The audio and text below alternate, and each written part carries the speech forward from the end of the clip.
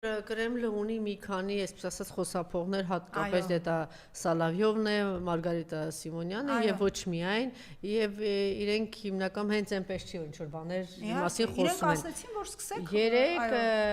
Երեք թե 3 առաջրվա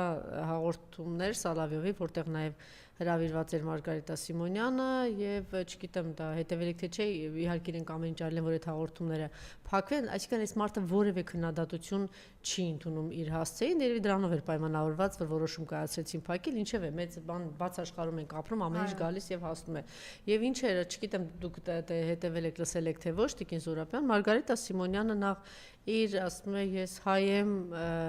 Շիստակրովնի մաքուր հայ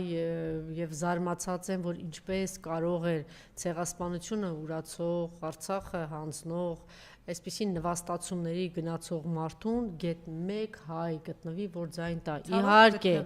ասում է եղել են մեծ խախտումներ, այնտեղ չի ասում 100,000 թե 200,000 ձայն կեղծվել է, մեծ կեղծիքներ են եղել, բայց այդ ամենով հանդերձ, եթե Նիկոլը ձայն է ստացել, ինքը օրինակ ասում էր, անգամ քուրս առաջարկել է, որ մենք պիտի մտածենք դրա մասին, թե մենք ինչ կապ ունենք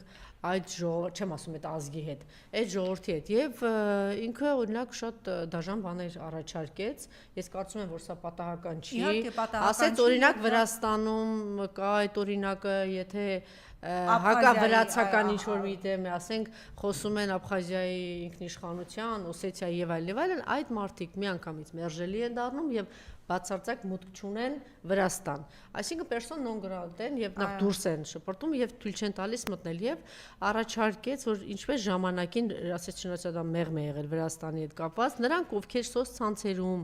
այսպիսի կոչեր են արել հակառուսական բան տրամադրություններ, հա, չէ, այնտեղ նաեւ շատ կարեւոր բան շեշտեց, ասեց, որ Նիկոլի ամբողջ քարոզությունը 2018 թվականից մինչեւ օրը եւ ամբողջ թիմը հակառուսական տրամադրություններ է եղել, այդ քարոզն է եղել եւ փաստորեն այդ մարդիկ, որ գնացել իրեն ընտրել են, իրենք ողջունում են այն, որ հակառուսականություն, իհարկե այնտեղ խոսեց նաեւ երախտամոռ լինելու մասին, որ վերջին 300 տարում եթե հայ ժողովրդին օգնության ձեռք է մեկնել, դա եղել է ռուս ժողովուրդը եւ ցավոք սրտի չի գիտակցում հայ ժողովուրդը, այնպես որ պետքա վերանայել եւ դրանց բոլոր շատ դաժան բան է ասում, դուք պատկերացնում եք, այնտեղ մենք 2.5-3 միլիոն հայ է ապրում եւ ամենօրյա ինչ է կատարում, ինչքան թռիչքներ կան եւ հանկարծ որոշեն, որ նրանք, ովքեր հակառուսական տրամադրություններ, կոչեր, հայտարարություններ, նրանց մուտքը ընդհանրապես փակվի, ավելին ասեց, ոչ միայն մուտքը փակվի, նրանց ուղակի չնայել, որ Ռուսաստանի քաղաքացիներին ուղակի դուրս հանել Ռուսաստանից։ Տեսեք, որ հանկարծ Աստված մի արասցե,